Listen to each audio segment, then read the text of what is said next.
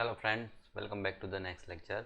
NEET Crash Course Day 4, Unit 1 માં chapter number 4 animal Kingdom. બરાબર, વનસ્પતિ સૃષ્ટિ જે છે એના વિશે આપણે લાસ્ટ લેક્ચરમાં ફટાફટ રિવિઝન કર્યું. એ પ્રમાણે આજે ફટાફટ પ્રાણી સૃષ્ટિ જે છે એના વિશે રિવિઝન કરીએ. બરાબર, તમને ખબર છે કે ચેપ્ટર જે છે એની લેન્થ થોડી વધારે છે અને એમાં થિયરિકલ પાર્ટ થોડો વધારે છે.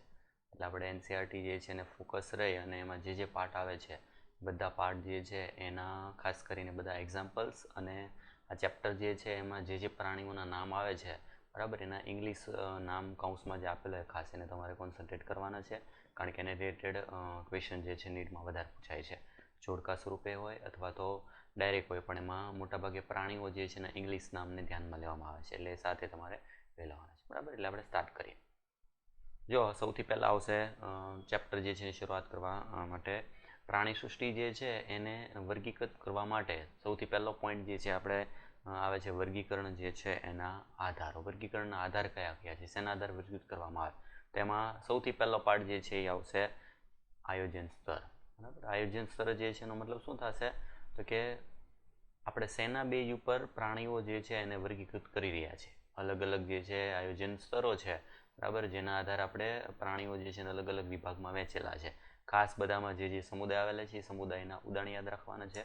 બરાબર, તો સૌથી પહેલો ભાગ જે છે આયોજન સ્તર ત્યાંથી સ્ટાર્ટ કરીએ. જો પ્રાણી સૃષ્ટિ જે છે એમાં દરેક સભ્યો બહુકોષી છે, તેમ છતાં બધા જ પ્રાણીઓ જે છે એ કોષના આયોજનની રીતે સમાન નથી. ઉદાહરણ તરીકે સૌથી પહેલું જે છે આવેલું છે સછિદ્ર એટલે કે વાદળીઓ. બરાબર, આનો મતલબ શું થાય, જો તો ઉદાહરણ યાદ રાખવાનું છે.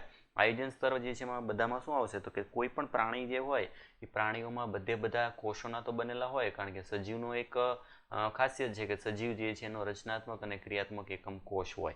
બરાબર, પણ બધા પ્રાણીઓ જે છે એ બહુકોષીય હોય એવું જરૂરી નથી. બરાબર, એક કોષીય હોઈ શકે, પણ બહુકોષી હોય તો એમાં કોષોની ગોઠવણી કઈ રીતની છે એના આધારે આયોજન સ્તરોના અલગ અલગ પ્રકાર એમાં પ્રકાર આવશે. જેમ કે સૌથી પહેલો પ્રકાર જે છે આવશે કોષીય આયોજન. કોષીય આયોજનનો મતલબ જેમાં માત્ર કોષો હશે, કોષોમાંથી પેશી નહીં હોય.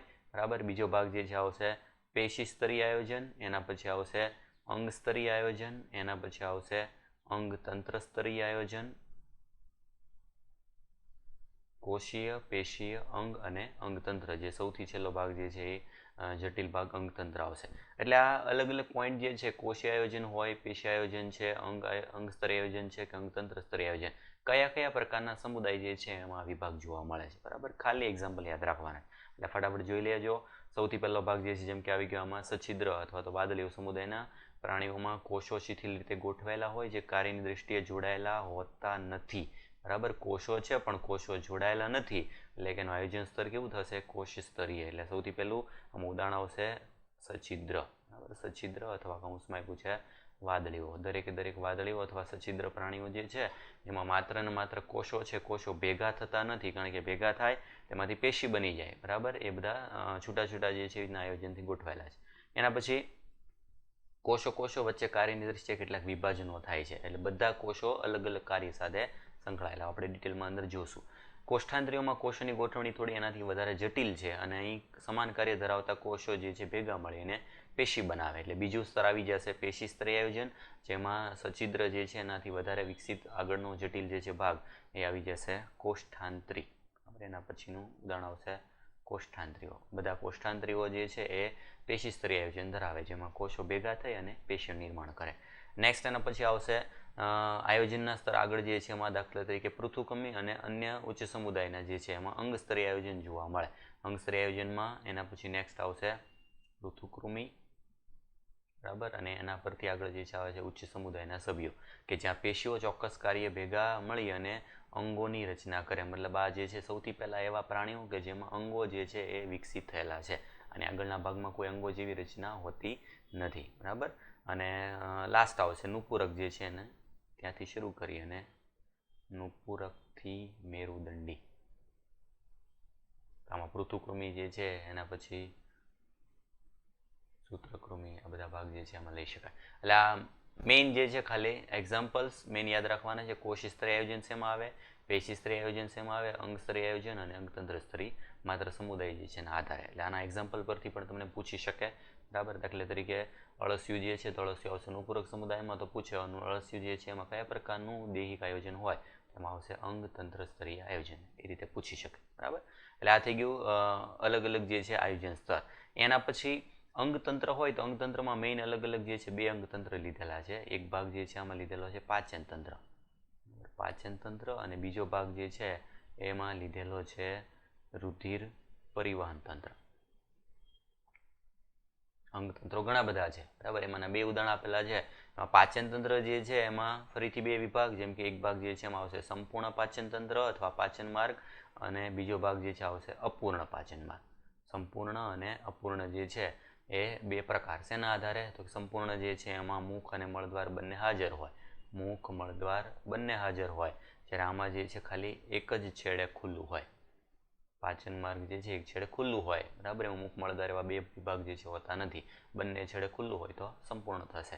પાચન તંત્રમાં પાચન માર્ગ જે છે એ કેવા પ્રકારનો છે એના આધારે પણ એના વર્ગીકરણ જે છે એના ઉદાહરણ યાદ રાખવાના. જુઓ, દાખલા તરીકે પૃથુકૃમિ જે છે, બરાબર, એમાં તમે જોશો તો પૃથુકૃમિમાં મુખદ્વાર અને મળદ્વાર બંને માત્ર એક જ સામાન્ય દ્વાર દ્વારા બહાર ખુલે છે. એટલે આ પ્રકાર જે છે થશે અપૂર્ણ પાચન તંત્ર. અપૂર્ણ પાચન તંત્રમાં ઉદાહરણ કયો આવશે? તો એમાં ઉદાહરણ થશે પૃથુકૃમિ. અને એવી જ રીતે સંપૂર્ણ પાચન તંત્ર જે છે એમાં બંને અલગ અલગ દ્વારા ખુલતા હોય છે. એટલે સંપૂર્ણ પાચન તંત્રમાં આગળ જે આવી ગયું પ્રમાણે નુપુરકથી મેરુદંડી આ બધા ભાગ જે છે એમાં આવી જશે સંપૂર્ણ પાચન તંત્ર, અથવા તો આનાથી વિકસિત ભાગ જે છે સૂત્રકૃમિ, એમાં પણ એ ભાગ આવી જશે. બરાબર. એવી રીતે આવી ગયું છે. આગળ રિપીટ થાય છે રુધિર પરિવહન તંત્ર. બરાબર. 2 પ્રકાર, એક ભાગ છે ખુલ્લું અને બીજો ભાગ જે છે થશે બંધ પરિવહન તંત્ર. ખુલ્લું અને બંધ તંત્ર જે છે એમાં બંનેમાં તફાવત શું છે અને બે જે છે કઈ રીતે અલગ પડે છે? તો ખુલ્લું પરિવહન તંત્ર જે છે એમાં ખાલી યાદ રાખવાનું છે કે કેશિકા જે છે એ ગેરહાજર હોય. આમાં કેશિકા જે છે એ હાજર હોય. હૃદયમાંથી ધમની શિરા જે છે એમાં રુધિર ત્યાંથી જે છે કેશિકામાં જશે. એટલે માર્ગ જે છે એ કંઈક આવી રીતનો થશે. દાખલા તરીકે હૃદયમાંથી ધમની, ધમનીમાંથી કેશિકા, કેશિકામાંથી શિરા, અને શિરામાંથી ફરીથી પાછું હૃદય. આવી રીતના સંપૂર્ણ રીતે માત્ર રુધિર જે છે એ હૃદયથી રુધિર વાહિનીઓમાં જ ફરતું હોય. બરાબર. તો આવા પ્રકારનું જે રુધિર પરિવહન હોય એ થશે બંધ પ્રકારનું. અને કેશિકાઓની જગ્યાએ જો ત્યાં રુધિર ગુહા આવેલી હોય, બરાબર, ત્યાં ખુલ્લો ભાગ, કોટર જેવો ભાગ હોય, તો એ થશે ખુલ્લા પ્રકારનું પરિવહન તંત્ર. બરાબર. એટલે એના ઉદાહરણ છે. જો, બરાબર, આગળ આપેલું છે એ પ્રમાણે બીજો ભાગ જે છે થશે બંધ પરિવહન તંત્ર, જેમાં રુધિર એ વિવિધ વ્યાસ ધરાવતી વાહિનીઓ, કઈ કઈ વાહિની આવશે? ધમની, શિરાઓ અને વાહિની અથવા કેશિકાઓ, કેપિલરીઝ. બરાબર. આ બધા જે છે એનો સમાવેશ થાય છે. બરાબર. એના ઉદાહરણ જે છે આગળ એક એક સમુદાય જે છે એમાં જોઈએ આપણે. એના પછી બીજું જે છે એ થશે આધાર વર્ગીકરણનો. એમાં આવશે સમમિતિ. સમમિતિમાં મેઇન 3 વર્ડ: અસમમિતિ, અરીય સમમિતિ અને દ્વિપાર્શ્વ સમમિતિ. બરાબર. એક ભાગ જે છે એમાં આકૃતિ આપેલી છે, જેમ કે કરચલો ભાગ જે છે દર્શાવેલો છે, એમાં વચ્ચેના ભાગમાંથી શરીરના 2 સમાન ભાગ જે છે જોવા મળે. કયો પ્રકાર થશે? તો દ્વિપાર્શ્વ સમમિતિ. આગળની સ્લાઇડ જે છે એમાં એક આકૃતિ આવી ગઈ. જો, આ ભાગ જે છે એ હાઇડ્રા જો પ્રાણી જે છે એમાં બધા અલગ અલગ ભાગ જે છે એંગલથી એના કટકા જે છે આપણે કરી શકીએ. તો એ ભાગ જે છે એ થશે અરીય સમમિતિ. એટલે આપણે આકૃતિના આધારે બહુ સિમ્પલ સમજીએ. કોઈ પણ પ્રાણી જે છે, બરાબર, એ પ્રાણીના એક એંગલથી 2 સમાન ભાગ થઈ જતા હોય, બરાબર, તો એ થશે દ્વિપાર્શ્વ સમમિતિ. બરાબર. એ પ્રાણી જે છે એના તે અલગ અલગ એંગલ જે છે એનાથી સમાન ભાગ થઈ શકતા હોય, બરાબર, તો એનો ભાગ થશે અરીય સમમિતિ. આવા ભાગ ન થતા હોય, બરાબર, કોઈ પણ એંગલથી, તો એ થશે અસમમિતિ. એક્ઝામ્પલ યાદ રાખવાના છે. બરાબર. દાખલા તરીકે જો ઉદાહરણ તરીકે આવી ગયું છે વાદળીઓ. ફરીથી આગળ જે છે સચિદ્ર સમુદાય આવી ગયું. બરાબર. તો એમાં ભાગ જે છે એ વાદળીઓમાં કોઈ પણ પ્રકારની એવી રચના હોતી નથી, તો એ થશે અસમમિતિ. એના શરીર જે છે એના કોઈ પણ એંગલથી 2 સરખા ભાગ કરી ના શકાય. બરાબર. એવી રીતે એના પછીનો ભાગ જે છે આવશે અરીય સમમિતિ. એમાં કોષ્ઠાંતરી અને કંકતધરી અને શૂળત્વચી એવા 3 જે છે આ સમમિતિનો પ્રકાર ધરાવે. એટલે 2 સમાન ભાગ જે છે કોઈ પણ ધરીએથી, બરાબર, 2 સમાન ભાગ પણ કોઈ પણ એંગલેથી. તેમાં ઉદાહરણ જે છે કયા કયા થશે? કોષ્ઠાંતરી, કંકતધરા અને શૂળત્વચી. બરાબર. શૂળત્વચી જે છે એમાં દાખલા તરીકે આપણે લઈએ છીએ સ્ટારફિશ જે છે એમાં આપણે આવી રીતના એંગલવાળા ભાગમાંથી જે છે એના ભાગ કરી શકીએ તો એના આધારે જે છે એનો પ્રકાર થશે અરીય સમમિતિ, બરાબર.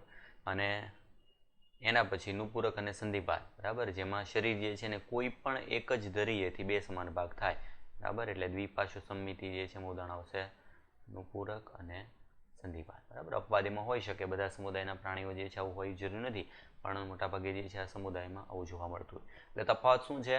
જો કોઈ પણ એંગલેથી વિભાજિત ન કરે, બરાબર, ન કરે તો અસમમિતિ.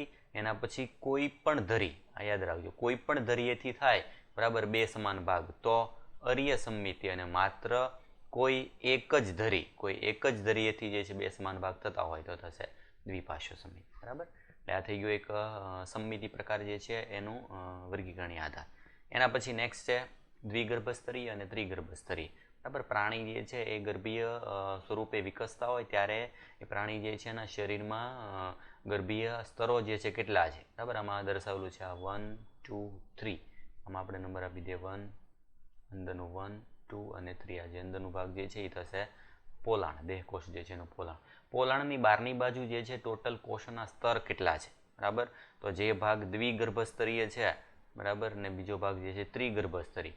દ્વિ અને ત્રિગર્ભસ્તરીય જે છે બંનેમાં તફાવત શું છે ખાલી જો, તો આમાં વચ્ચેનો ભાગ જે છે, આ જે ભાગ હાઇલાઇટ કરેલો છે સેકન્ડ, આ જે ભાગ જે છે એ ખાલી છે, મતલબ કે એમાં કોઈ પણ ભાગ જે છે કોષોનું સ્તર નથી, માત્ર બે ગર્ભસ્તરો. બે ગર્ભસ્તરો કયા કયા? એક જે છે માત્ર બહારની બાજુની ને એક જે છે ખાલી અંદરની બાજુ. વચ્ચેનું મધ્ય ગર્ભસ્તર જે છે એમાં કોઈ પણ કોષોવાળો ભાગ જે છે હોતો નથી, બરાબર, એ ખાલી શ્લેષ્મી સ્તર હોય. જ્યારે ત્રિગર્ભસ્તરી જે છે એમાં ટોટલ કેટલા હોય તો કે 3 ગર્ભસ્તરો આવેલા હોય. 3 ગર્ભસ્તરોમાં સૌથી બહારનું બાહ્ય, વચ્ચેનું મધ્ય અને અંદરનું અંત આવે. 3 ગર્ભસ્તરો જે છે આવેલા હોય. આકૃતિના આધારે પણ ક્વેશ્ચન પૂછાય કે આ પ્રમાણે રચના જે છે શેમાં જોવા મળે. તો સૌથી પહેલા ખાસ મેઇન યાદ રાખવાનું છે જો ઉદાહરણ, દાખલા તરીકે કોષ્ઠાંત્રીઓ. કોષ્ઠાંત્રી જે છે એમાં માત્ર ને માત્ર બાહ્ય અને અંત બે જે છે ગર્ભસ્તરો હોય, બરાબર. એટલે એ પ્રકાર થશે દ્વિગર્ભસ્તરી પ્રાણી જે છે એમાં. એટલે એમાં ઉદાહરણ આવશે કોષ્ઠાંત્રીઓ. અને કોષ્ઠાંત્રીઓ પછીનો ભાગ જે બધા આવશે આગળના વિકસિત, એ બધા થશે ત્રિગર્ભસ્તરી, બરાબર. જો એટલે એના પછી જે પ્રાણીમાં વિકાસ પામતો ભ્રૂણ જે છે વચ્ચે ત્રીજું ગર્ભસ્તર ધરાવે, એટલે કે મધ્ય ગર્ભસ્તર, તેવા પ્રાણી જે છે ને ત્રિગર્ભસ્તરી કહેવાય. ઉદાહરણ ખાસ પૃથુકૃમિથી મેરુદંડી સુધી, બરાબર, બધા. કારણ કે આગળ કોષ્ઠાંત્રી જે છે આવી ગયો, તો એના પછીના બધા સમુદાય જે છે એમાં 3 ગર્ભસ્તરો વિકસિત હોય છે. એટલે એના આધારે ઉદાહરણ. આકૃતિ યાદ રાખવાની છે. નેક્સ્ટ છે દેહકોષ્ઠ. દેહકોષ્ઠ વાળો ભાગ જે છે એમાં શું છે જો, તો દેહકોષ્ઠમાં આગળ એવી પ્રમાણે કે 3 ગર્ભસ્તરો હોય. 3 ગર્ભસ્તરો વાળો ભાગ જે છે એમાં વચ્ચેનો ભાગ મધ્ય ગર્ભસ્તર. મધ્ય ગર્ભસ્તર વાળા ભાગ જે છે એમાં એક ચોક્કસ રચનાનું નિર્માણ થાય. ચોક્કસ જે છે એ ગુહા જેવી રચના. ગુહા જેવી રચના જે છે એને નામ આપ્યું દેહકોષ્ઠ. આ દેહકોષ્ઠ જે છે એ 3 પ્રકારના હોય, બરાબર. જો અંદરનું મધ્ય ગર્ભસ્તર જે છે એમાં દૈહિક અવકાશ જોવા મળતો હોય, બરાબર, તો એ ભાગ જે છે થશે દેહકોષ્ઠ, બરાબર. આવા પ્રાણીને કહેવાશે દેહકોષ્ઠી. ઉદાહરણ તરીકે 3 પ્રકાર દેહકોષ્ઠી, બીજું થશે અદેહકોષ્ઠી, ત્રીજું થશે કુટદેહકોષ્ઠી. પ્રકાર જે છે એના દેહકોષ્ઠી જેમાં દેહકોષ્ઠ હાજર હોય. ઉદાહરણ તરીકે નુપૂરકથી ભાગ આપી જો, નુપૂરક, મૃદુકાય, સંધિપાદ, શૂળધ્વજી અને મેરુદંડી. નુપૂરકથી મેરુદંડી બધા પ્રાણી જે છે એમાં અંદરની બાજુ સાચો દેહકોષ જે છે હાજર હોય. અહીં દર્શાવેલું છે એક ભાગ જે છે, આ જે ભાગ દર્શાવેલો છે વચ્ચેનો ભાગ ખાલી કોટર જેવો ભાગ જો, અહીં થશે ખાલી કોટર જેવો ભાગ દેહકોષ, બરાબર. અદેહકોષ્ઠી એટલે આવો કોઈ પણ દેહકોષ જે છે હોતો નથી. આકૃતિ જે છે એમાં જો એટલે ખ્યાલ આવશે. એમાં માત્ર ને માત્ર બધા કોષો જે છે એ દર્શાવેલા છે. કોષો જે છે એની જગ્યાએ કોઈ પણ પ્રકારનું કોટર જેવો ભાગ નથી, તો એ ભાગ થશે અદેહકોષ્ઠી. ઉદાહરણ યાદ રાખવાનું છે. ઉદાહરણ તરીકે પૃથુકૃમિ. પૃથુકૃમિ સમુદાય જે છે એમાં કોઈ પણ પ્રકારનો દેહકોષ હોતો નથી. અને કુટદેહકોષ્ઠ ખાસ, બરાબર, એક્ઝામ્પલ જે છે એમાં પૂછાય છે. કુટદેહકોષ્ઠમાં ખાલી જગ્યા છે, પણ ખાલી જગ્યા જેવો ભાગ જે છે એમાં કોટર જેવો ભાગ છે. વચ્ચે જે છે છૂટી છવાઈ કોથળી જેવી રચના જોવા મળે. સંપૂર્ણ આવી રીતે બે ભાગ જે છે એમાં કોટર નથી, વચ્ચે વચ્ચે કોથળી જેવો ભાગ જોવા મળતો હોય, બરાબર, છૂટી છવાઈ કોથળી, એને કહેવાય કુટદેહકોષ્ઠ. ખાસ ઉદાહરણ યાદ રાખવાનું છે સૂત્રકૃમિ, બરાબર, જેમાં કુટદેહકોષ્ઠ જોવા મળે. એટલે ખાસ કરીને આ દેહકોષ્ઠીવાળા ભાગ જે છે એની આ આકૃતિ અને આગળની બાજુ જે છે આવેલી છે આ સ્લાઇડ ગર્ભસ્ત્રી આકૃતિ, આ બંને મિક્સ ના થાય, ત્રણે ત્રણ જે છે એમ આકૃતિ સેમ જે છે એના જેવી લાગે છે, એટલે ખાસ ઉદાહરણ યાદ રાખજો. નેક્સ્ટ એના પછીની આધાર જે છે વર્ગીકરણનો એ છે ખંડતા. ખંડતામાં સેમ એક જ ખાલી ભાગ જે છે શરીર જે છે એ ચોક્કસ ખંડોમાં વિભાજિત કરી શકાય, બરાબર. અંદરથી ને બહારથી બે સમાન ખંડમાં વિભાજિત થતું હોય તો પ્રાણી હોય એમાં બહારની બાજુથી આવા ખંડ દેખાતા હોય, બરાબર. બહારની બાજુથી દેખાતા હોય એવી રીતે અંદરની બાજુથી પણ દેખાતા હોય ખંડો. અંદર બહાર શરીરમાં આવા ચોક્કસ ખંડો આવેલા હોય, બરાબર. ઉદાહરણ છે અળસિયું, સમુદાય તરીકે નુપુરક, બરાબર. અને આવો જ ભાગ જે છે એ સંધિપાત સમુદાયમાં પણ જોવા મળે, પણ સંધિપાત સમુદાય જે છે એમાં દાખલા તરીકે વંદા જેવો ભાગ જે છે એમાં પ્રાણી લઈએ તો એમાં બહારની બાજુથી આવા ખંડો હોય, બરાબર, પણ અંદરની બાજુથી પાછા કોઈ ખંડો જે છે એ હોતા નથી. એટલે ખંડો જે છે એ બહારથી ને અંદરથી બે બાજુથી આવેલા હોય તો જ એને માત્ર ને માત્ર કહેવાય સમખંડીય ખંડતા. ઉદાહરણ એક જ છે, ખાલી યાદ રાખવાનું છે અળસિયું, બરાબર. જે પ્રાણીઓ બહારથી અને અંદરથી બે સમાન ખંડોમાં વિભાજિત થતા હોય શરીર તો એને કહેવાય ખંડતા અથવા તો સમખંડતા. નેક્સ્ટ એના પછી છે મેરુદંડ, બરાબર. મેરુદંડ શું છે જો તો કેટલાક પ્રાણીઓમાં મેરુદંડ ભ્રૂણ વિકાસ દરમિયાન પૃષ્ઠ બાજુએ મધ્ય ગર્ભ સ્તરમાંથી, યાદ રાખજો, મેરુદંડ મધ્ય ગર્ભ સ્તરમાંથી નિર્માણ થતી રચના છે અને એક દંડ જેવી રચના, બરાબર. જે પ્રાણીઓમાં આવું હાજર હોય એને કહેવાય મેરુદંડી, જેમાં આવું કંઈ ભાગ હોતો નથી ભાગ થશે અમેરુદંડી. મેરુદંડી સિવાયના બધા અમેરુદંડી થઈ જશે, એટલે ઉદાહરણ તરીકે સછિદ્રથી શૂળત્વચી સુધીના, બરાબર, એમાં કોઈ પણ અપોલો ભાગ જે છે વિકસિત હોતો નથી, એ બધા ભાગ જે છે થઈ જશે અમેરુદંડી, બરાબર. હવે મેઇન જે છે ભાગ એક સમુદાય શરૂ થાય છે જેમાં પ્રાણીઓ જે છે એનું વર્ગીકરણ, બરાબર. અલગ અલગ જે છે લક્ષણના આધારે 400 રૂપિયા ભાગ આપેલું છે, જો જોઈએ વિભાગ. જો સૃષ્ટિ જે છે એમાં બહુકોષીય પ્રાણી સૃષ્ટિ, એકકોષીય જે છે એમાં એકકોષી પ્રાણી તરીકે આપણે આમાં પ્રજીવો જે છે એને લઈ શકીએ.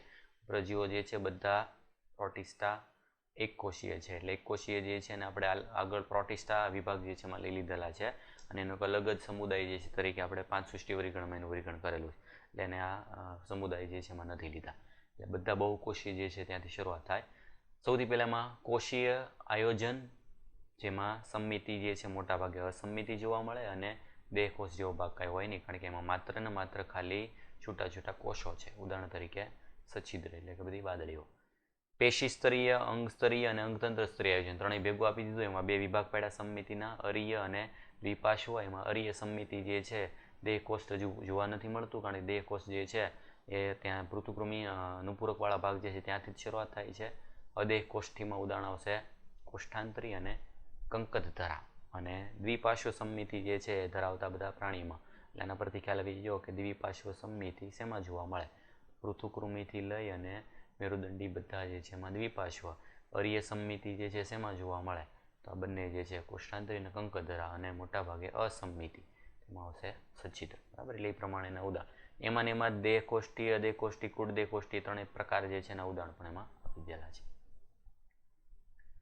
એક એક વિભાગ જોઈએ, બરાબર. ખાસ કરીને આમાં જે છે આકૃતિ યાદ રાખવાની છે અને આકૃતિની સાથે મેં કીધું પ્રમાણે ઉદાહરણમાં તમારે એના ઇંગ્લિશ નામ જે કૌંસમાં આપેલા છે એ યાદ રાખવાના છે, બરાબર. સૌથી પહેલો સમુદાય જે છે સછિદ્ર પોરીફેરા. નામ જે છે એના પરથી પોરીફેરા એનો મતલબ થાય પોર જે છે એનો મતલબ થાય છિદ્ર, એનો મતલબ છિદ્રાળુ શરીર ધરાવતા બધા પ્રાણીઓ, બરાબર.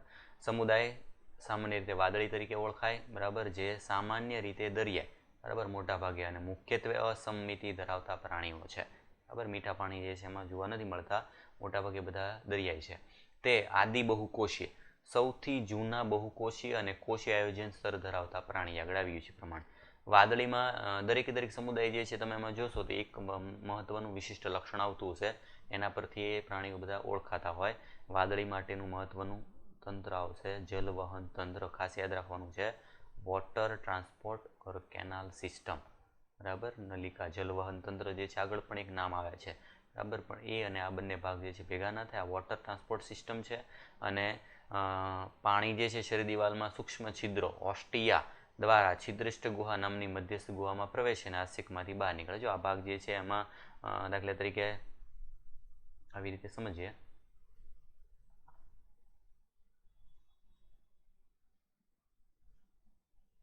શરીરવાળો ભાગ જે છે એમાં દિવાલવાળા ભાગમાં વચ્ચેના ભાગે જે છે આવા બધા છિદ્ર હોય. આ જે છિદ્ર ભાગ જે છે એ છે ઓસ્ટિયા. ઓસ્ટિયાવાળા ભાગમાંથી બહારથી જે છે પાણી અથવા તો ખોરાક જે છે બધા ભાગ દ્રવ્યો અંદર દાખલ થાય. અંદરનો ભાગ થશે ગુહા અને ઉપરની બાજુ અથવા નીચેની બાજુ એક ભાગ જે છે આવી ખુલતો ભાગ જે છે આવેલો હોય. ખુલતો ભાગનું નામ છે આસ્યક. બરાબર. ઓસ્ફિલમ ઓસ્ટિયાવાળો ભાગ મતલબ છિદ્ર. એટલે માર્ગ શું થશે? જો પાણીવાળો ભાગ જે છે દાખલા તરીકે અહીંથી દાખલ થઈ ગુહામાં થઈ અને આસ્યકમાંથી બહાર નીકળશે. આવી રીતના ઘણા બધા છિદ્રો જે છે ધરાવતી રચના એ શું બનાવે? તો કે એ બનાવે જલવહન તંત્ર. જલવહન તંત્ર જે છે આ સમુદાયની એક ખાસિયત થશે. બરાબર. જો ભાગ જે છે આમાં દર્શાવેલા છે દાખલા તરીકે સાયકોન યુસ્પંજ એ બધામાં છિદ્રવાળા ભાગ જે છે દર્શાવેલા છે. છિદ્રવાળા ભાગ જે છે એમાં ટોચના ભાગે આ બધા ભાગ જે છે ઓસ્ટિયા બધા દર્શાવેલા છે. જ્યાંથી ઓસ્ટિયા જે છે એની પછીનો ભાગ આસ્યક બધા ઉપરના ભાગમાંથી ત્યાં એ બહાર નીકળતા દેખાય છે. એટલે એ થશે જલ પ્રવાહનો માર્ગ ખોરાક એકત્રિત કરવામાં, શ્વસન માટે અને નકામા પદાર્થ નિકાલ કરવામાં. યાદ રાખજો, જો આસ્યક જે છે એ બધાથી બનતો તંત્ર એનું કાર્ય શું છે? તો ખોરાક ગ્રહણ કરવો, શ્વસન અને નકામા પદાર્થ એટલે ઉત્સર્જન, એવા 3 કાર્ય સાથે સંકળાયેલા છે. છિદ્રિષ્ઠ ગુહા અને નલિકાનું અંદરના સ્તરમાં કોલર કોષો ક્લોરો જે છે કોએનોસાઇટનું બનેલું આવેલું હોય. અહીંયા કોલર કોષો જો આ જે ભાગ જે છે બરાબર બે બાજુની રચના એ ભાગમાં આવેલા અંદરના કોષો, એ કોષો જે છે એ બધાને કહેવાય કોલર કોષો. પાચન અંતઃકોષીય છે, મતલબ કે કોષો આવેલા હોય તો કોષોની અંદરની બાજુએ. બરાબર. અહીંયા જે છે પાચનની પ્રક્રિયા થતી હોય, કોષો વચ્ચેની બહારની જગ્યા જે છે ત્યાં થતું હોય તો બહિર્કોષીય, અંદર થતું હોય તો અંતઃકોષીય. કોષીય જે છે એ અંદર એટલે અંતઃકોષીય પાચન. દ્રઢાઓ કે સ્પોન્જિનના રેસાઓ આ ખાસિયત. બરાબર. એને મજબૂત આપવા માટે આ જે દિવાલ જે છે એમાં કોષો ખાલી છૂટા છૂટા છે પણ એને બાંધવા માટે એમાં સ્પોન્જિનના રેસાઓ આવેલા હોય. બરાબર. સ્પોન્જિન રેસા પરથી તે પ્રાણીનું નામ આવેલું છે સ્પોન્જીલા. જો સ્પોન્જીલા અને યુસ્પોન્જિયા અને એવો જ ભાગ છે એમાં દ્રઢાઓ. અંતઃકંકાલ. બરાબર. રેસાઓ છે પણ ક્યાં? તો કે શરીર જે છે એની અંદરની બાજુએ એક એનું કંકાલ તંત્ર નિર્માણ કરે. લિંગ બે જોવા મળતો નથી, ઉભયલિંગી. બરાબર. એટલે કે અંડકોષો અને શુક્રકોષો એક જ પ્રાણી જે છે એમાં જોવા મળે. આમાં નર કે માદા જેવો કોઈ ભાગ જોવા ન મળે. એક જ પ્રાણી દ્વારા બંને કોષો નિર્માણ થઈ શકે. અલિંગી પ્રજનન સ્વરૂપે મોટાભાગે અવખંડન જે છે જોવા મળે અને જન્યુ નિર્માણ દ્વારા લિંગી પ્રજનન. બરાબર. અંતઃફલન અને ડિંભી અવસ્થા જે છે ધરાવતો પરોક્ષ વિકાસ. બરાબર. જો કોઈ પણ પ્રાણી જે છે એમાં ડિંબ જે છે જોવા મળતું હોય, ડિંબમાંથી પુખ્ત જે છે એ પ્રાણી બનતું હોય, પહેલા શરૂઆતમાં ડિંબ હોય પછી પુખ્ત પ્રાણી જે છે નિર્માણ થતું હોય. બરાબર. તો એ જે છે એ થશે પરોક્ષ વિકાસ. જો ડિંબ ગેરહાજર હોય બરાબર અને ડાયરેક્ટ સીધું પુખ્ત પ્રાણી જેવું જ તે શરીર દેખાતું હોય તો થશે સીધો વિકાસ. બરાબર. એટલે એના આધારે વિકાસના પ્રકાર આવશે. ડિંબ હાજર છે એટલે આના આધારે પ્રકાર જે થશે પરોક્ષ. ઉદાહરણ ખાસ સાયકોન, ઇંગ્લિશ નામ જો સાયફા, સ્પોન્જીલા નામ ઇંગ્લિશ જ છે. મીઠા જળની વાદળી મીઠા પાણીમાં જોવા મળે. યાદ રાખજો, એ લીધું તો મોટા ભાગે દરિયાઈ જે છે પ્રાણી છે મીઠા પાણીમાં પણ જોવા મળે તો એનું ઉદાહરણ થશે સ્પોન્જીલા. અને બીજું યુસ્પોન્જિયા સ્નાન વાદળી. બરાબર. નાહવા માટે જે છે ના ભાગ જે છે એના જેવો ભાગ. જો નાહવા માટે જે આપણે ફીણ ઉત્પન્ન થાય જે છે એવો એક ભાગ નાહવા માટે વાપરવા માટે જે યુઝ કરીએ છીએ એના જેવો શેપ દેખાય છે એટલે એના પરથી નામ આપ્યું છે એનું સ્નાન વાદળી યુસ્પોન્જિયા. એના પછી નેક્સ્ટ થશે બીજો સમુદાય કોષ્ઠાંતરી અથવા દંશકો. દંશકો નામ શેના પરથી? તો કે આ ડંખ આપનારા જે છે એ સૂત્રાંગો જેવી રચનામાં ધરાવે છે. એના જલજ, દરિયાઈ, સ્થાયી કે મુક્ત રીતે તરતા અરીય સંમિતિ. યાદ રાખવાનું છે અરીય સંમિતિ ધરાવતા પ્રાણી જેમાં દંશક નામ સૂત્રાંગોના આધારે બરાબર એમાં આવેલી સૂત્રાંગો જેવી રચના જેમાંથી એ દંશ આપવાનું કાર્ય કરે. બરાબર. એમાં પર રહેલી ડંખાંગિકાઓ સૂત્રાંગો જે છે એમાં ડંખ આપતી અંગિકાઓ જોવા મળે. કે ડંખ કોષો. બરાબર. ડંખાંગિકાઓ અથવા એમાં આવેલા હોય ડંખ કોષો કે બીજો ભાગ એનું નામ છે સૂત્રાંગ કોષો. બરાબર. એટલે સૂત્રાંગો એ ખાસિયત જે છે કોની થશે? તો જ્યાં જ્યાં સૂત્રાંગો શબ્દ આવે બરાબર તો એનો મતલબ થશે સમુદાય કયો હશે? કોષ્ઠાંતરી. એના પછી સૂત્રાંગોનું બીજું પણ કાર્ય છે આધાર સાથે જકડાઈ રહેવું, સંરક્ષણ જે છે, પ્રતિકાર કરવો, ભક્ષકને પકડવા એ બધા પણ કાર્ય સાથે સંકળાયેલા છે. તે પેશીસ્ત્રી આયોજન. યાદ રાખજો સૌથી પહેલું પેશીસ્ત્રી આયોજન ધરાવતો સમુદાય તો આવશે કોષ્ઠાંતરી. જે દ્વિગર્ભ સ્તરીય છે, મધ્યમાં એક છેડેથી ખુલતો અધોમુખ જેવો ભાગ જે છે એમાં જોવા મળે. જો આકૃતિમાં જો તો ખ્યાલ આવશે. નીચેની બાજુનો ભાગ જે છે આ ભાગ અમુખ થશે એનું, બરાબર. અધોમુખ જે છે એવું પ્રાણી જેમાં નીચેની બાજુ એક છેડેથી ખુલતો મુખ જે છે જોવા મળે. આંત્ર પરિવહન ગુહા જોવા મળે. પાચન બહિર્કોષીય, જો આગળ આવી ગયું અંતકોષી જગ્યાએ, આમાં બહિર્કોષી અને અંતકોષી બંને જોવા મળે. દંશકો જે છે એમાં કેટલાક ઉદાહરણ તરીકે પરવાળા, ખાસ યાદ રાખજો ઇંગ્લિશના પરવાળા અથવા કોરલ જે છે ભાગ એવા છે કે જેમાં કેલ્શિયમ કાર્બોનેટનું અંતકંકાલ જોવા મળે. જેમ કે આગળ આવ્યું હતું કે દ્રઢાઓ અને સ્પોન્જીન હોય જગ્યાએ, આમાં આવશે કેલ્શિયમ કાર્બોનેટ. દંશકો આ સૌથી ઇમ્પોર્ટન્ટ, બરાબર, પૂછાય છે. પુષ્પક સ્વરૂપ અને છત્રક સ્વરૂપ જે છે એ કહેવાતા બે દૈહિક સ્વરૂપ જોવા મળે. બહુ સિમ્પલ છે. જો એના દૈહિક સ્વરૂપ જે છે એમાં નામને આધારે, બરાબર, એક ભાગ જે છે એ પુષ્પક સ્વરૂપ, બીજો ભાગ જે છે છત્રક સ્વરૂપ. પુષ્પક સ્વરૂપ જે છે એનો મતલબ કે ફ્લાવર પુષ્પ જેવો આકાર જોવા મળે. છત્રક જે છે એમાં છત્રી જેવો આકાર જોવા મળે. આકૃતિ જોશો એટલે ખ્યાલ આવશે. જો આ જે ભાગ જે છે એ કેવો ભાગ થશે તો કે આ ભાગ જે છે છત્રક જેવો આકાર, છત્રી જેવો જે છે દેખાવ દેખાય છે. આ જે છે એ પુષ્પ જેવો ભાગ દેખાય છે. સનફ્લાવરનું પુષ્પ એના જેવું લાગે એટલે આ પ્રકાર થશે પુષ્પક. આ થશે એનું છત્રક સ્વરૂપ. છત્રક અને પુષ્પક બંને ભાગ જે છે એમાં એકાંતર જનન જોવા મળે. એકાંતર જનન જે છે એનો મતલબ શું થાય? ઘણા બધા એવા પ્રાણી એવા છે કે જેમાં છત્રકવાળા ભાગમાંથી પુષ્પક સ્વરૂપ બને, પુષ્પકવાળા ભાગ જે છે એમાંથી છત્રક સ્વરૂપ બને. બંને એકબીજામાં રૂપાંતરિત થતા હોય. અને આ બંને અલગ અલગ પ્રકારની જે છે એ પ્રજનન પદ્ધતિ સાથે જોડાયેલા છે, બરાબર, એ જોઈએ ખાસ. જેમ કે પહેલો ભાગ, પહેલું જે છે પુષ્પક સ્થાયી અને નળાકાર. ઉદાહરણ તરીકે હાઇડ્રા જળવ્યાળ, સમુદ્ર ફૂલ વગેરે જે છે એમાં જોવા મળે. જો પુષ્પ એટલે ઉદાહરણ રાખવાનું વનસ્પતિ, ઉદાહરણ તરીકે યાદ રાખો. તો વનસ્પતિ જે છે પ્રચલન નથી કરી શકતી એટલે કેવું હોય? સ્થાયી. જે જગ્યાએ હશે ત્યાં જે છે સ્થાયી રીતે જોડાયેલું હશે. અને નળાકાર સ્વરૂપ હોય તો હાઇડ્રા, બરાબર, સમુદ્ર ફૂલ જે છે એના બે ઉદાહરણ થશે. એડેમ્સિયા પણ યાદ રાખવાનું. બીજું થશે છત્રક સ્વરૂપ, છત્રી આકારનું અને મુક્ત રીતે તરતું, બરાબર, એક જગ્યાએથી બીજી જગ્યાએ જઈ શકે. ઉદાહરણ તરીકે જેલીફિશ, બરાબર, ઇંગ્લિશ નામ ઓરેલિયા. એવા દંશકો જેમાં બંને સ્વરૂપ જોવા મળે. આગળ કીધું કે બે સ્વરૂપ જોવા મળે તો બેને કહેવાય એકાંતર જનન. જે એકબીજામાંથી રૂપાંતરિત થતા હોય તો એને અનુજનન, મેટાજીનેસિસ જેવી પ્રક્રિયા દર્શાવે. પુષ્પકોમાંથી અલિંગી રીતે છત્રક બને અને છત્રકો દ્વારા લિંગી રીતે પુષ્પક બને. યાદ શું રાખવાનું છે? જો છત્રક સ્વરૂપ જે છે એ લિંગી પ્રજનન કરશે તો એમાંથી બનશે પુષ્પક. પુષ્પક જે છે એ અલિંગી પ્રજનન કરશે તેમાંથી બનશે છત્રક, બરાબર. આવી રીતનો જેમાં વિકાસ જોવા મળતો હોય એને કહેવાય એકાંતર જનન, બરાબર. એકાંતર જનન દર્શાવતા પ્રાણી જે છે એમાં ઉદાહરણ કયા આવશે તો ઓબેલિયા અને ઓરેલિયા બે ભેગું ન થાય, બરાબર. કારણ કે જો હાઇડ્રા અને સમુદ્ર ફૂલ જે છે એ પુષ્પક સ્વરૂપ છે, જ્યારે ઓરેલિયા જેલીફિશ જે છે એ છત્રક આકારનું છત્રક સ્વરૂપ છે. અને આમાં બંને પ્રકાર જોવા મળે, મતલબ એકાંતર જનન દર્શાવે. કયો ભાગ લિંગી પ્રજનન સાથે જોડાયેલો છે તો એમાં આવશે છત્રક. કયો ભાગ અલિંગી પ્રજનન દર્શાવે છે તો આવશે પુષ્પક, બરાબર. પુષ્પકમાંથી છત્રક બને અલિંગી રીતે, છત્રકમાંથી લિંગી દ્વારા બને પુષ્પક.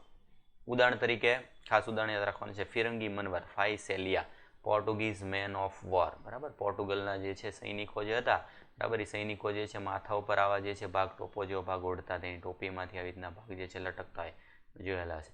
એના જેવો જેમ જે છે એ શેપ દેખાય છે એટલે એના પરથી જે છે એની આકૃતિના આધારે એનું નામ આપેલું છે પોર્ટુગીઝ મેન ઓફ વોર, ફિરંગી મનવાર. સમુદ્ર ફૂલ, એડેમ્સિયા સી એનિમોન, બરાબર, સમુદ્રી રાક્ષસ પણ કહી શકાય. પેનાટુલા, પેન જેવો આકાર, ગોરોનિયા જે છે ફેન જેવો આકાર, અને કોરલ, બરાબર, આગળ આવી ગયું ને કે જેમાં કેલ્શિયમ કાર્બોનેટ હોય, મિનરીના એક્ઝામ્પલ યાદ રાખવાના. એના પછી નેક્સ્ટ આવશે કંકતધારા, બરાબર, ટીનોફોરા. ખાસિયત શું છે તો કે સૌથી પહેલું ભાગ જે છે એનું નામ છે સામાન્ય રીતે સમુદ્ર અખરોટ જે છે તરીકે ઓળખાય છે અથવા તો કંકત જેલી, બરાબર. એ કંકત જેલી અને કંકત શબ્દના આધારે જ નામ આવ્યું છે કંકતધરા. ટીનોફોરા જે છે એ સમુદ્ર અખરોટ અથવા તો કોમ્બ જેલી, બરાબર, એના તરીકે ઓળખાતા પ્રાણીઓ છે. સંપૂર્ણ દરિયાઈ જે ભાગ અલગ પડતા હોય ખાસ યાદ રાખવાના છે. આ એવા પ્રાણીઓ છે જે માત્ર ખારા પાણીમાં જોવા મળે, મીઠા પાણીમાં ક્યારેય નહીં હોય. સમમિતિ આવશે. અરિય દ્વિગર્ભસ્તરીય અને સાથે પેશીસ્તરીય આયોજન ધરાવતા સજીવો. બરાબર. શું કામ કંકત ધરા? તો કે એમાં પક્ષમોની બનેલી કંકત તકતીઓ આવેલી હોય, એમાં કોમ્બ પ્લેટ જોવા મળે. બરાબર ને કેટલી હોય? તો કે 8 હરોળ જે છે એની કોમ્બ પ્લેટ જોવા મળે. કંકત ધરા જે છે સમુદાયના પ્રાણી જે છે એની ખાસિયતમાં શું આવશે? તો મુખ્ય એક જ ખાલી કંકતની બનેલી તકતીઓ. બરાબર. કેટલી? તો 8. બહિર્કોષીય અંતઃકોષી બંને પ્રકારનું પાચન, ખાસ અગત્યનું જૈવિક પ્રદીપ્યતા બાયોલ્યુમિનેસન્સ, સજીવનો પ્રકાશિતતાનો ગુણધર્મ. એવા પ્રાણીઓ કે જે ચમકે છે, એના શરીર જે છે એમાં કોષની અંદર એવી એક ખાસિયત ધરાવતી કણિકાઓ આવેલી છે કે જેના લીધે એમાં જૈવિક પ્રદીપ્યતા જોવા મળે. બરાબર. આઈએમપી છે, નીટમાં પૂછાઈ ગયું છે. કયા પ્રકારના પ્રાણી જે છે એમાં પ્રકાશીય ગુણધર્મ જોવા મળે સજીવોમાં? બરાબર. તો એમાં આવશે કંકતધરા. નોંધનીય લક્ષણ છે આ બધું. બરાબર. લિંગભેદ નથી, ફક્ત લિંગી પ્રજનન કરે છે. આ અલગ પડતું. બરાબર. અલિંગી પ્રજનન જે છે આમાં જોવા નથી મળતું, માત્ર લિંગી પ્રજનન છે. અને બાહ્ય ફલન સાથેનો પરોક્ષ વિકાસ એટલે કે ડીમ પણ જોવા મળે. ઉદાહરણ 2 જ છે માત્ર, બંને ઇંગ્લિશ નામ સેમ જ છે, પ્લુરોબ્રેકિયા અને ટીનોપ્લેના. એના પછી નેક્સ્ટ આવશે સમુદાય પૃથુકૃમિ. બરાબર. પ્લેટીહેલ્મિન્થીસ. બરાબર. પૃષ્ઠવક્ષીય ચપટો દેહ. દેહવાળો ભાગ જે છે એમાં તમે જોશો તો દેહવાળો ભાગમાં એનો આકાર જે આવેલો હોય, વચ્ચેના ભાગ જે છે ત્યાંથી પહોળું હોય, પછી બે બાજુનો ભાગ જેમ જઈએ એ ભાગ કેવો થતો જાય? ચપટો. વચ્ચેનો ભાગ જે છે એ પહોળો હોય. તો આવો જે ભાગ જે છે એને કહેવાય પૃષ્ઠવક્ષીય ચપટો દેહ. એટલે એનું બીજું નામ થશે ચપટાકૃમિ. ઇંગ્લિશ નામ સાથે યાદ રાખવાનું છે, પૃથુકૃમિ. કૃમિ શબ્દ આવ્યો છે પણ કૃમિ કેવા? તો આ થશે ચપટાકૃમિ, ફ્લેટવોર્મ. પૃથુકૃમિ અને સૂત્રકૃમિ જે છે બંનેને તફાવતની રીતે યાદ રાખશો તો સરળતા રહેશે. બેયમાં ઘણા બધા મુખ્ય તફાવત છે. મનુષ્ય સહિત જે છે પ્રાણીઓમાં અંતઃપરોપજીવી અંદરની તરફ રહે છે. દ્વિપાર્શ્વ સંમિતિ. બરાબર. દ્વિપાર્શ્વ સંમિતિ ધરાવતા પ્રાણીઓ. ત્રિગર્ભસ્તરીય.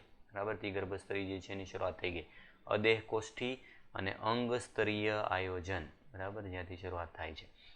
પરોપજીવી સ્વરૂપોમાં અંકુશો અને ચૂસકો જેવી રચના જે છે આવેલી છે. આ પ્રાણી જે છે એમાં શરીરમાં મુખવાળા ભાગ જે છે એમાં બીજા પ્રાણી સાથે ચોંટવા માટે અંકુશ જેવી રચના અથવા બીજા સાથે ચોંટી રહેવા માટે ચૂસકો જેવી રચના આવેલી હોય. તેમાંના કેટલાક તેમની સપાટી દ્વારા યજમાન શરીરમાંથી સીધા જ પોષક દ્રવ્યોનું શોષણ કરે છે. ખાસ ઇમ્પોર્ટન્ટ એમાં જ્યોતકોષો, ફ્લેમ સેલ. ફ્લેમ આકાર જે છે એવા આકારના કોષો ધરાવતા હોવાથી નામ આપેલું છે જ્યોતકોષો. પણ જ્યોતકોષોનું ખાસ કાર્ય શું છે? તો કે આ કાર્ય છે એનું ઓસ્મો રેગ્યુલેશન. કોષોમાં આશ્રુતિ નિયમન કરે છે અને સાથે સાથે ઉત્સર્જન જે છે એમાં પણ મદદરૂપ. એટલે મહત્વનું જ્યોતકોષો જે છે ક્યાં આવેલા હોય અને એનું કાર્ય શું છે, કોની સાથે સંકળાયેલા હોય? બરાબર. તો એનું કાર્ય જે છે એમાં આવશે ઉત્સર્જન અને સાથે સાથે જે છે એમાં પોષક દ્રવ્યોનું શોષણ. પોષક દ્રવ્યોનું શોષણ. બરાબર. એટલે બે કાર્ય સાથે સંકળાયેલ કોષ. ઉદાહરણ જે છે અંતઃફલન અને ડિમ્બી અવસ્થાઓ જે છે દ્વારા પ્લેનેરિયા અને કેટલાક સભ્યો જે છે ઊંચી પુનઃસર્જન ક્ષમતા પણ ધરાવે છે. યાદ રાખજો કે દરેકે દરેક પ્રાણી જે છે એમાં પુનઃસર્જન ક્ષમતા ધરાવતા જે છે એ એક પ્રાણી જોવા મળે, જેમાં શરીરનો કોઈ પણ એક ભાગ જે છે એમાંથી કાપી નાખો તેનામાંથી નવા જે છે પ્રાણીનું નિર્માણ થાય. ઉદાહરણ તરીકે પટ્ટીકૃમિ, ટેપવોર્મ અને ફેસિયોલા અથવા તો યકૃતકૃમિ. બરાબર. યકૃતકૃમિ જે છે મનુષ્ય સહિત ઘેટા જેવા બધા પ્રાણી જે છે એના લીવરમાં રહે છે એટલે એનું નામ યકૃતકૃમિ આપેલું છે. નેક્સ્ટ એની સરખામણીમાં જે છે પછીનો સમુદાય થશે સૂત્રકૃમિ. બરાબર. સૂત્રકૃમિ જે છે એમાં આગળ આવ્યું પ્રમાણે આગળ જેમ ફ્લેટ વોર્મ હતો એમાં છે રાઉન્ડ વોર્મ એટલે કે ગોળ કૃમિઓ. મુક્તજીવી, જલજ, સ્થલજ અને બધી જગ્યાએ વનસ્પતિ પ્રાણી બધામાં પરોપજીવી જોવા મળે. ગોળકૃમિ જે છે શરીરનું અંગતંત્ર સ્તરીય આયોજન ધરાવે છે. એટલે આ યાદ રાખજો, આગળ અંગ સ્તરીય આયોજન હતું, આમાં આવી ગયું અંગતંત્ર સ્તરીય આયોજન. બરાબર. જ્યાંથી શરૂઆત થાય છે. તેઓ દ્વિપાર્શ્વીય સંમિતિ, ત્રિગર્ભસ્તરી અને આભાસી. આમાં અલગ પડે છે. કુટદેહ કોષ ધરાવતા સૌથી પહેલા જે છે એ પ્રાણી તેમાં આવશે સૂત્રકૃમિ. અન્નમાર્ગ જે છે સંપૂર્ણ સારી રીતે વિકાસ પામેલ, કંઠનળી યુક્ત અને સંપૂર્ણ. આગળ આવ્યું નથી પણ પૃથુકૃમિ જે છે બરાબર એમાં અપૂર્ણ પાચનતંત્ર જોવા મળે, આમાં થશે સંપૂર્ણ. ઉત્સર્ગ નલિકા. સૌથી પહેલું ઉત્સર્ગ જે છે એ અંગ આવશે એક નલિકા સ્વરૂપે, જે ઉત્સર્ગ છિદ્રો દ્વારા આભાસી શરીર ગુહામાં નકામા પદાર્થોને દૂર કરે છે. બરાબર, શરીર આવેલું હોય એ શરીર જે છે એમાં એક નળી સ્વરૂપે છિદ્રવાળા ભાગ જે છે એમાં દ્રવ્યોનો નિકાલ કરે, અને દ્રવ્ય નિકાલ કરવા માટે આવી નળી જેવી રચના એ શું આવેલું હોય તે છે ઉત્સર્ગ નલિકા. લિંગભેદ જોવા મળે છે. આગળ તો લિંગભેદ જોવા મળતો નથી. દ્વિગૃહી એનો મતલબ કે નર અને માદા જુદા છે. દ્વિગૃહી બે ઘર, નર માટેનું પણ અલગ જે છે એ શરીર છે, માદા માટેનું પણ અલગ શરીર છે, એટલે કે મતલબ આમાં નર અને માદા બે જોવા મળે. આગળ લિંગભેદ જે છે જોવાનો. માદા એ નર કરતાં વધારે લાંબુ હોય, કદના આધારે ખ્યાલ આવીએ. જો બંને વધારે લાંબુ હોય, મોટા હોય કદમાં, બરાબર, એ માદા હોય, નાના હોય એ નર હોય, અને નરમાં એક પૂંછડીનો ભાગ જે છે એ જરાક વળેલો હોય. આ બંનેનો તફાવત છે. અંતફલન અને વિકાસ જે છે પ્રત્યક્ષ કે સીધો જોવા મળે અથવા પરોક્ષ જે છે હોઈ શકે. ઉદાહરણ ખાસ કરીને કરમિયો, એસ્કેરિસ રાઉન્ડવોર્મ અને વુકેરિયા. બરાબર, વુકેરિયા જે છે અથવા ફિલારિયલ કૃમિ, જે હાથી પગો રોગ જે છે થવા માટે જવાબદાર કૃમિ. એના પછી એન્સાઇલોસ્ટોમા, હુકવોર્મ, ઇંગ્લિશ નામ સાથે ઉદાહરણ યાદ રાખવાના છે. એટલે સૂત્રકૃમિ અને પૃથુકૃમિ બંને જે છે એના તફાવતની રીતે યાદ રાખવાના છે. નેક્સ્ટ એના પછી સમુદાય નુપુરક, એનેલિડા. ખાસ કરીને જલજ, મીઠા ખારા બંને પાણીમાં, મુક્તજીવી અને ક્યારેક પરોપજીવી જે છે જોવા મળે. શરીરનું અંગતંત્ર સ્તરીય આયોજન, એટલે ખ્યાલ છે કે હવે અંગતંત્ર સ્તરીય આયોજન આવી ગયું. મતલબ કે હવે જ્યાં સુધી ચેપ્ટરમાં જેટલા પણ આગળના સમુદાય આવશે બધામાં અંગતંત્ર સ્તરીય આયોજન જે છે રહેશે, નુપુરકથી ગરુદંડી સુધી બધામાં.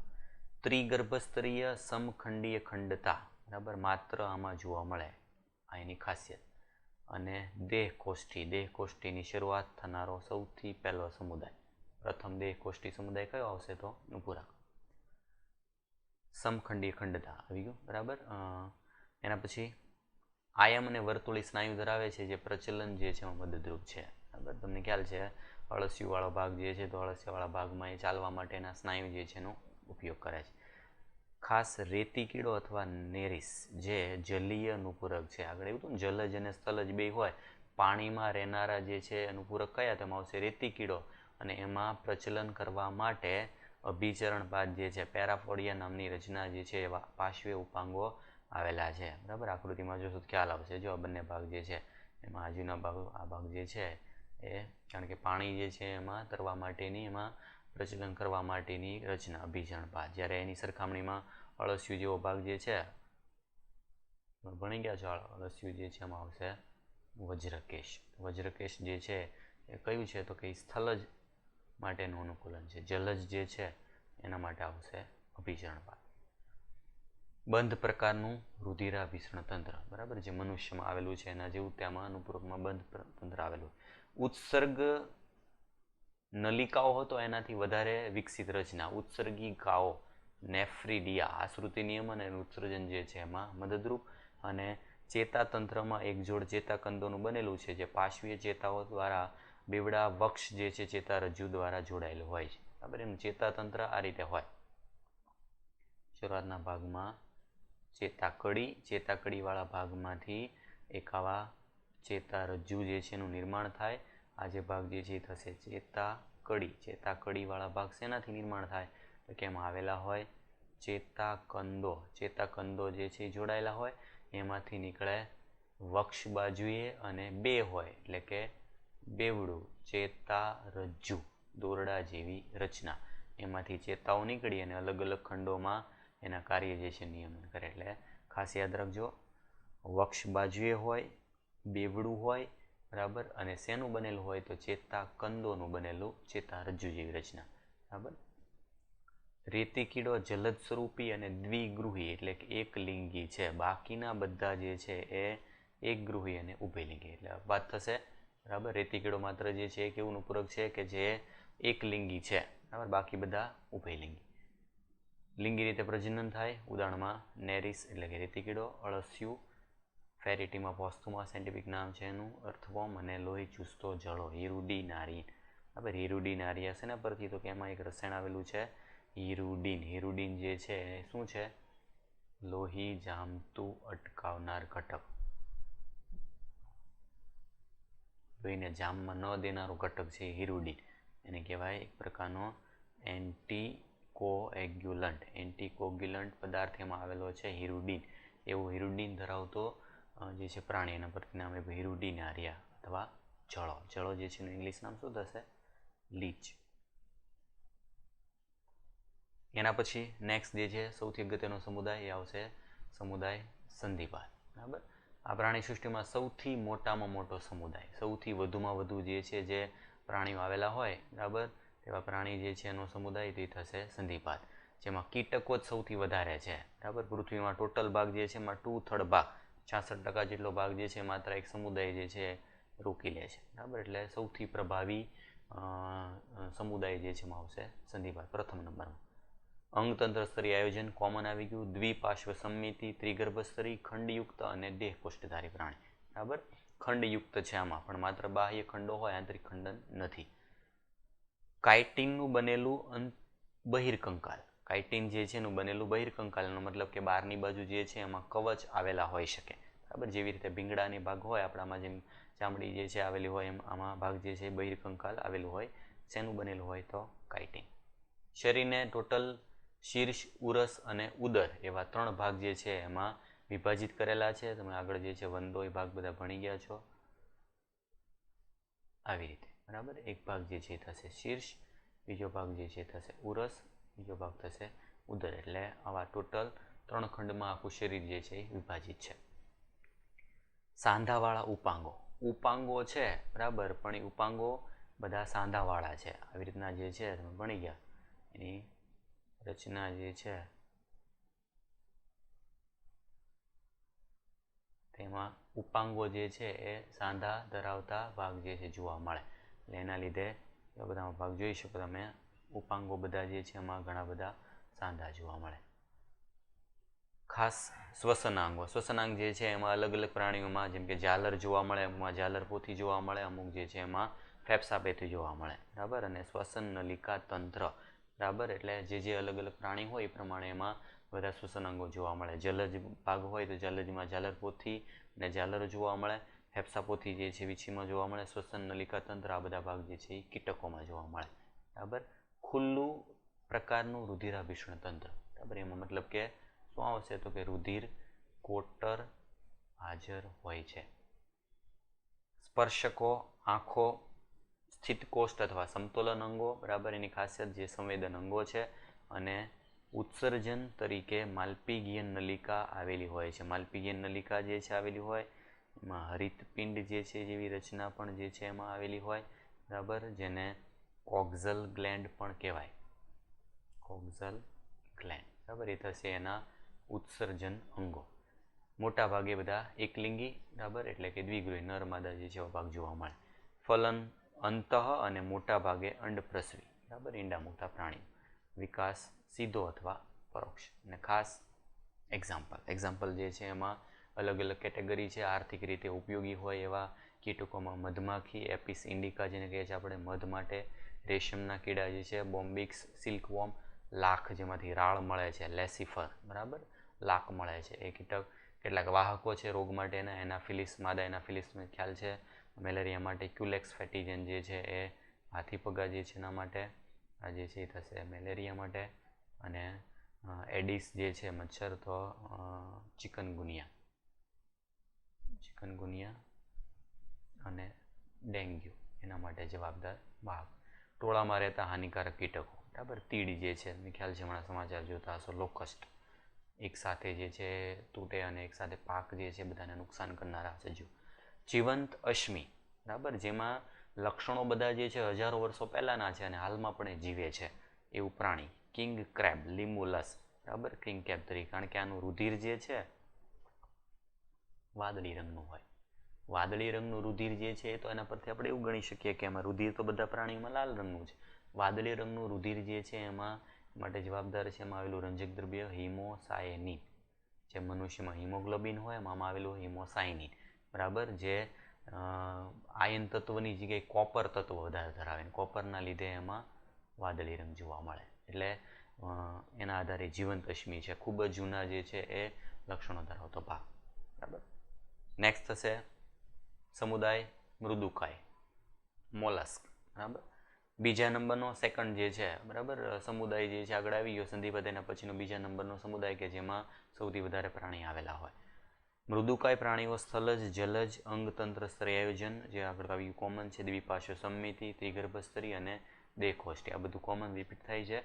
શરીર ખાસ કેલ્શિયમ કાર્બોનેટના કવચથી બનેલું પરંતુ ખંડવિહીન, સ્પષ્ટ શીર્ષ સ્નાયુલ પગ અને અતરંગ કકુદ અથવા તો ખૂંદનું બનેલું હોય. બરાબર. ત્વચા જે છે કોમળ વાદળી સદસ્ય સ્તર બરાબર એની ફરતે પ્રાવરણ બનાવે. બરાબર. ઉદાહરણ તરીકે લઈએ આપણે, તમે જોયેલું હશે ગોકળ ગાય.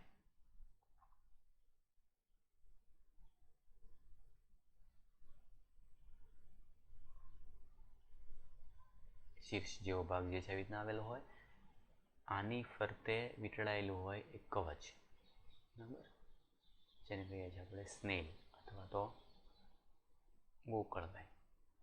તો જો મેઇન ભાગ જે છે કયો ભાગ આવી ગયો, તો કે સૌથી પહેલો ભાગ આવી ગયો શીર્ષ, પછીનો ભાગ તો કે એમાં આવેલા હોય આવા સ્નાયુલ પગ, અને ત્રીજો ભાગ જે છે કકુદ અથવા તો ખૂંદ, આ ખૂંદ જેવો ભાગ. ખૂંદ જેવો ભાગ જે છે એ આ આવરણ સાથે એક કોટર દ્વારા જોડાયેલા હોય. કોતરણવાળો ભાગ જે છે એ થશે પ્રાવરણ. પ્રાવર જેવો ભાગ એટલે એની અંદરનું કોટર, કોટર જે છે એ થશે પ્રાવર, એની ફરતે આવેલું આવરણ એ થશે પ્રાવરણ. ખૂંદ અને પ્રાવરણ વચ્ચેના અવકાશને પ્રાવર ગુહા કહે છે. એટલે યાદ રાખજો, પ્રાવર ગુહા જે છે એ કોની ખાસિયત છે અહીં દર્શાવ્યું છે એ પ્રમાણે. આ ભાગ અંદર જે છે બંનેનું આવરણ તો એ થશે પ્રાવર ગુહા. શ્વસન અને ઉત્સર્જન જેવા કાર્ય ધરાવતી પીછા આકારની એના જેવી ઝાલર. બરાબર. એટલે ઝાલર જેવો ભાગ, કાર્ય, શ્વસન અને ઉત્સર્જન. કોનું કાર્ય છે, તો કે આ જે ભાગ જે છે પ્રાવર ગુહામાં આવેલી પીછા આકારની ઝાલરો. અગ્રભાગે શીર્ષ સંવેદી સૂત્રાંગો ધરાવે છે. દર્શાવ્યું છે આવી નાઇન્ટેના જેવા ભાગ જે જોવા મળે એ શું થશે, એના સૂત્રાંગો અથવા તેના સંવેદી અંગો. બરાબર. જેનાથી એની આગળની જે પ્રક્રિયા જે છે આંખોની જેમ એનું કાર્ય કરે. મુખ જેવું, કરવત જેવું. બરાબર. રેત્રિકા જે છે ધરાવે છે. કાપવા માટે, ખોરાક જે છે દળવા માટે રેત્રિકા જેવું અંગ. સામાન્ય રીતે દ્વિગૃહી અને પરોક્ષ વિકાસ ધરાવતા અંડપ્રસવી પ્રાણીઓ છે. બરાબર. ખાસ કરીને એક્ઝામ્પલ્સ તેમાં આવશે સેપિયા એટલે કે કટલ ફિશ. યાદ રાખજો, કટલ ફિશ કોઈ ફિશ નથી. લોલીગો, સ્ક્વિડ દરિયાઈ ઘાસ જેને કહે છે. Octopus, devil fish again fish, આ કોઈ માછલી નથી. એપ્લાસિયા, સી હેર બરાબર, સમુદ્ર ખરગોશ જેને કહે છે. દંત કવચ એટલે કે ડેન્ટેલિયમ, ટસ્કસેલ દાંત જેવી જે છે એની રચના હોય. અને અષ્ટક કવચ ટીનો પ્લુરાસ, ઇંગ્લિશ નામ છે કાઇટોન. બરાબર. કાઇટોન જે છે અષ્ટક કવચ, એટલે એક્ઝામ્પલ જે છે યાદ રાખવાના છે. શૂળ ત્વચી વાળો ભાગ જે છે ત્યાં સુધી આજે આપણે રાખીએ. એટલે આને આપણે પાર્ટ 1 અને પાર્ટ 2 જે છે એવી રીતે આ ચેપ્ટરને વિભાજિત કરીએ, જેથી કરીને આખું ચેપ્ટર જે છે એ વધી ના જાય. અહીં સુધીના ભાગ ફરીથી રિવિઝન કરી લેજો. આગળના નેક્સ્ટ પાર્ટ 2 જે છે એમાં આપણે શૂળ ત્વચી પછીનો ભાગ જે છે એ નેક્સ્ટ વિડીયોમાં આપણે ડિસ્કસ કરશું. બરાબર. એટલે રિવિઝન કરી લેજો. ખાસ જે છે બધાના એક્ઝામ્પલ યાદ રાખજો, અને એક્ઝામ્પલમાં જે ઇંગ્લિશ નામ જે છે એ સાથે સાથે કરતા લેજો. અને આપણે નેક્સ્ટ ચેપ્ટર આવીએ પહેલાં આગળના જે બાકી જે છે એ ફરીથી પાછા રીડ કરી લેજો. બહુ પહેલાં આપણે પાર્ટ 2 જે છે આપણે એનું મૂકી દઈશું. બરાબર.